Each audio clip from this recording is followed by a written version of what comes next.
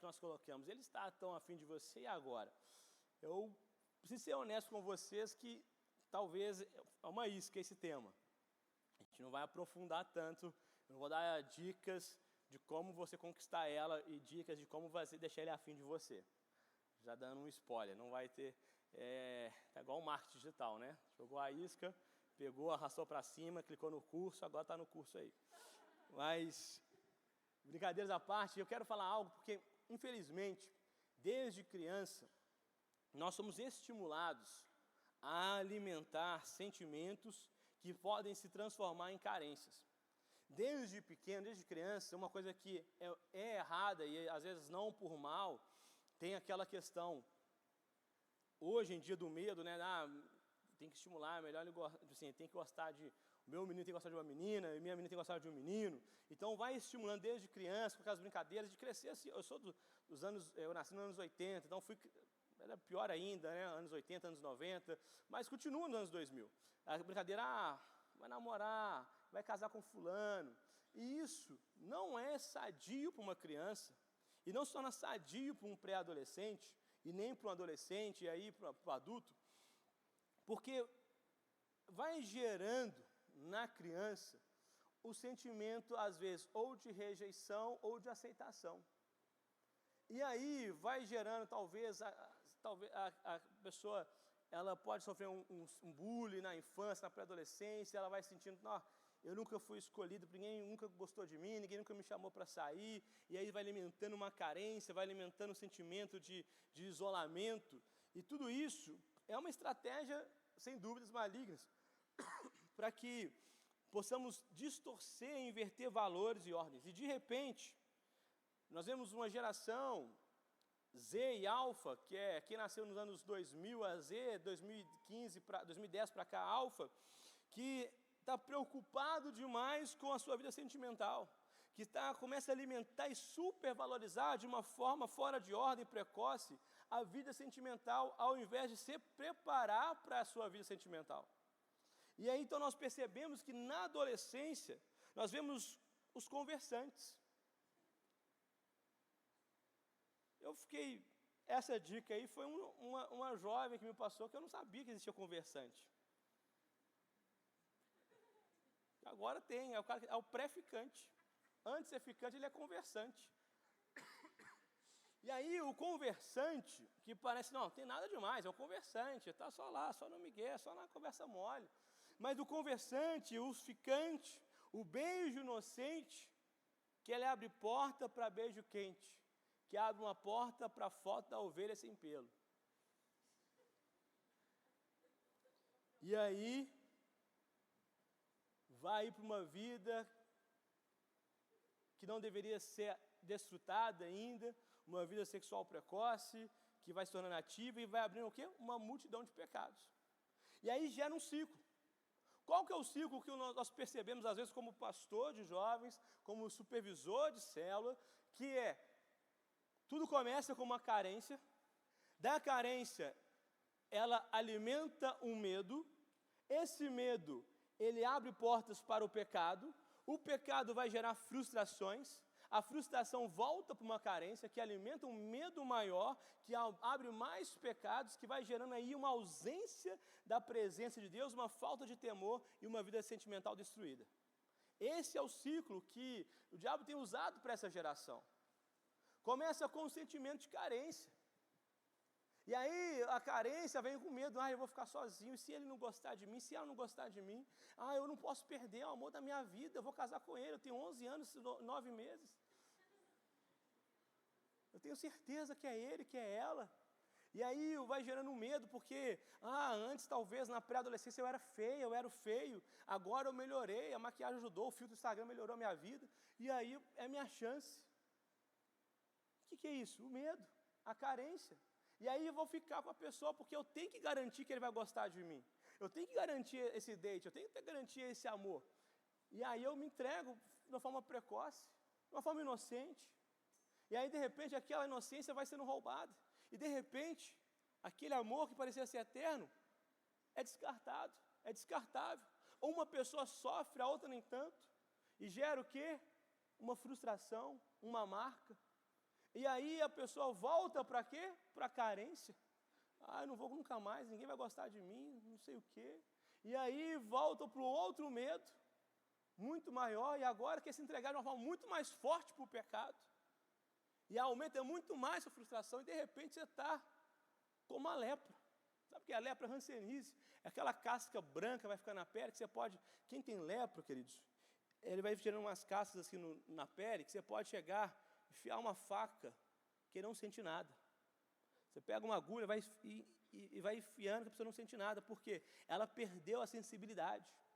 E aí essa é a lepra espiritual da falta de temor a Deus. Você fica insensível à presença de Deus, insensível à palavra, insensível ao mover do Espírito Santo. E aí, quando você percebe, você e sua vida sentimental estão totalmente desmoronados, destruídos, frágeis.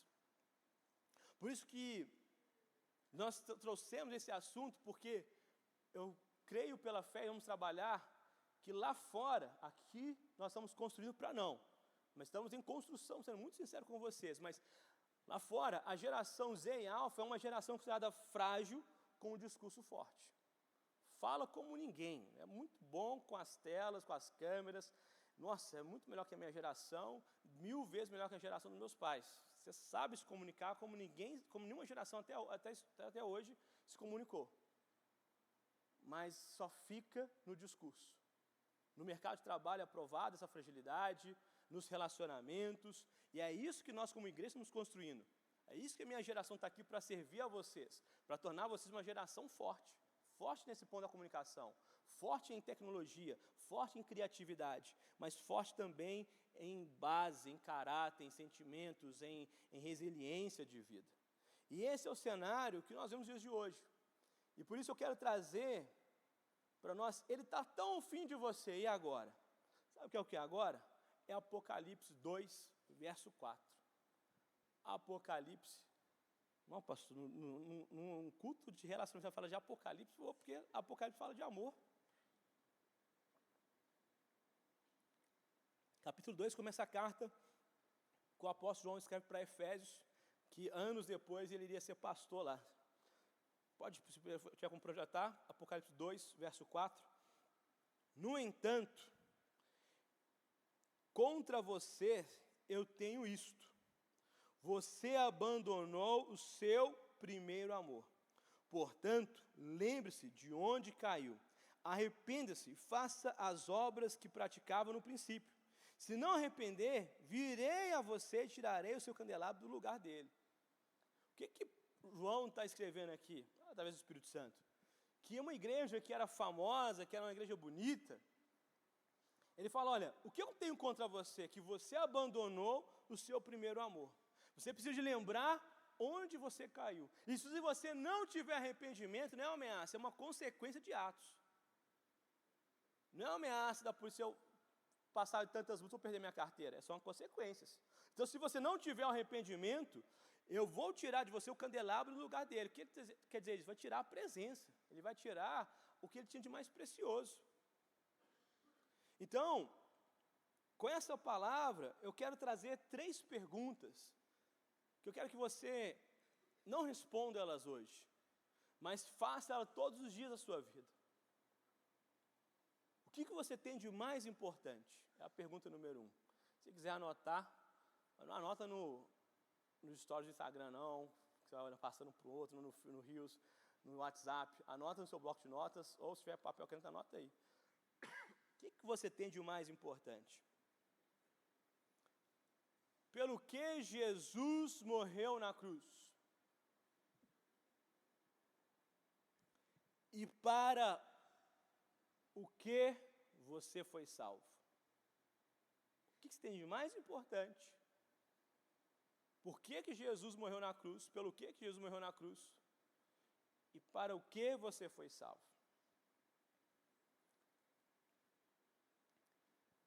E eu quero trazer para nós que, como eu falei, essa geração é uma geração que vive um tempo maravilhoso de benefícios. Acessos a informações, inúmeras facilidades, tecnologia, como ela tem facilitado a vida. Hoje em dia, tudo se tornou muito mais fácil do que era há 20 anos atrás, há 30, 40 anos atrás, e está só melhorando, e glória a Deus por isso. Mas talvez, sem perceber, a geração que tem mais benefícios está deixando ser roubada as coisas mais preciosas da sua vida. Em Salmos 51, verso 10 a 12, o salmista nos escreve: cria em mim um coração puro, ó Deus, e renova dentro de mim um espírito estável. Não me expulse da tua presença, nem tires de mim o teu Santo Espírito. Devolve-me a alegria da tua salvação e sustenta-me com um espírito pronto a obedecer. Você tem que tatuar isso no seu coração. A palavra de Deus tem que estar tatuada, pelo amor de Deus, falando que ninguém vai fazer tatuagem não. Tatuar no coração, é uma metáfora. Você tem que trazer esse salmo para o seu coração. Isso aqui vai mudar a sua vida se você viver isso. Vai revolucionar a sua vida. Porque as redes sociais, ela traz uma inversão de valores que tem roubado a nossa pureza. Tem trazido uma vida espiritual instável. Tem nos tirado o temor e a presença. Tem nos roubado a revelação de quem é Jesus. Algo que nós temos que trazer, os nossos olhos têm que ser voltados para a palavra de Deus, para a vida com Jesus, porque, sem perceber, a forma como o diabo é a nossa carne e age, eles são parceiros nisso aí, é muito sutil. O diabo ele vai usar estratégias sutis para te derrubar, e a sua carne vai tentar te enganar da forma mais besta possível. Só uma olhadinha. Vê se ela está firme com Jesus. Você sabe que a menina está mais desviada do que tudo. Não, vamos olhar, manda um oi para ele, tadinho. Vamos só conversar com ele, sem nada, sem nenhum interesse. E aí aquele oi, o emojinho do fogo, termina o emojinho do capetinha roxo, e aí só Deus sabe.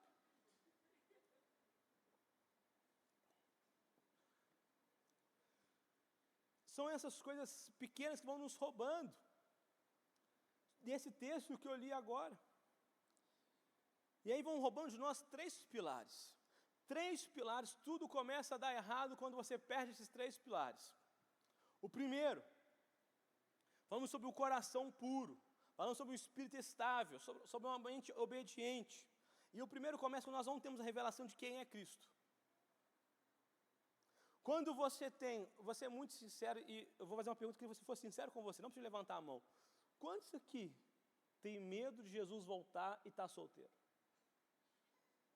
É sério, assim, sabe, isso daí mostra, desculpa falar, gente, mas como, como nós somos rasos de uma forma teológica. Às vezes vem um pregador e fala: nossa, Maranata, hora vem Jesus, nós temos que clamar para Jesus antecipar e voltar logo. Aí tem gente que fala assim: está amarrado, eu não casei, eu vou para a glória BV, eu vou virgem. E gente, glória a Deus por isso. Sabe, é quando nós não temos a percepção do que nós estamos adiando. É como, já viu um presente misterioso, R$2? Um presente misterioso, é um Mustang. Você fala, R$2. Você perdeu o Mustang. É isso que nós estamos fazendo. Nós trocamos isso aqui pela eternidade. Porque nós não temos a revelação de quem é Cristo. Nós não conseguimos ter a revelação de que tudo o que nós precisamos nos foi dado na cruz. Quando nós aprofundamos numa vida com Deus e vamos negando a nós mesmos e dizendo sim a Jesus, é compreender que Jesus é tudo que eu preciso e nada além disso. E todas as outras coisas são secundárias, é um plus, são benefícios e presentes. Mas que Cristo é o essencial. Sabe, se você perder o seu emprego, se você perder a carreira dos sonhos, se seu casamento não tiver como você ter aquela festa que você está sonhando, se tudo der errado na sua vida, na sua projeção de vida, todos os seus planos, se vier uma crise global, mundial, que vai arrebentar com a economia e você vai ter que ficar por muitos anos ganhando muito pouco, você vai perder a sua alegria? Você vai perder o seu senso de propósito? Você vai perder o rumo da sua vida? Se aquela pessoa morrer que está sonhando em casar, se Deus levou ela, e aí? Como que vai ficar? Você vai ficar desesperado? Óbvio, você vai chorar tudo mais, mas a sua vida vai parar? Tudo isso é muito normal quando nós não temos a revelação que Cristo é suficiente. Quando você acredita que Cristo é só mais uma coisa, eu não estou falando de pessoas que estão negando a Jesus, mas elas estão só mudando a ordem da prioridade.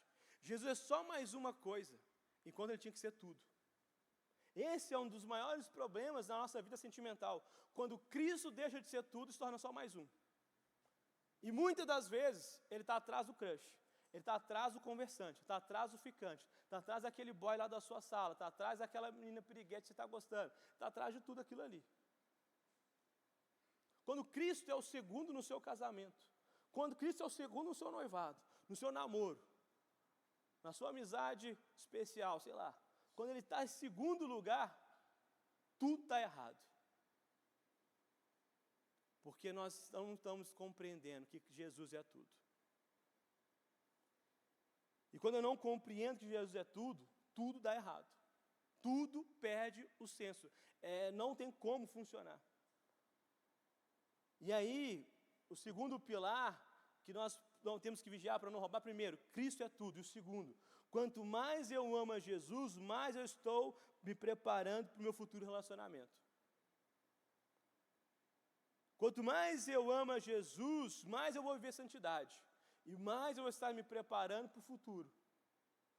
E aí nós vemos pessoas pela carência e pelo medo, deixando de ser roubado. Não vou amar Jesus. A outra menina vai pegar ele. Eu não vou amar Jesus. O outro cara que é mais esperto vai ficar com ela. Mas se você confia em Deus e sabe que Deus está preparando o melhor, você vai confiar nele. Porque o mais importante é você amar a Jesus agora. E quanto mais eu me relaciono com Jesus, mais eu nego a mim mesmo. E aí mais vai estar pronto para casar, porque casamento é morrer por você. Casamento, gente, principalmente para os homens. Homens que são casados, levanta a mão, os homens casados aí. Você sabe, você sempre está errado. Você nunca vai estar certo, mesmo estando certo. Agora sim, para os dois, mas para mulheres casadas, levanta a mão, as mulheres casadas. Eu vou ensinar uma coisa incrível, vai revolucionar seu casamento. Fala alto comigo. Não, mais alto. Não, muito mais alto. Esse já é histórico, está até gravando. Fala, eu estou errada. Me perdoe.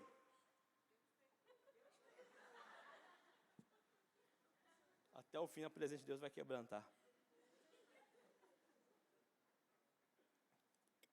Mas brincando, gente, mas casamento você tem que estar pronto para morrer.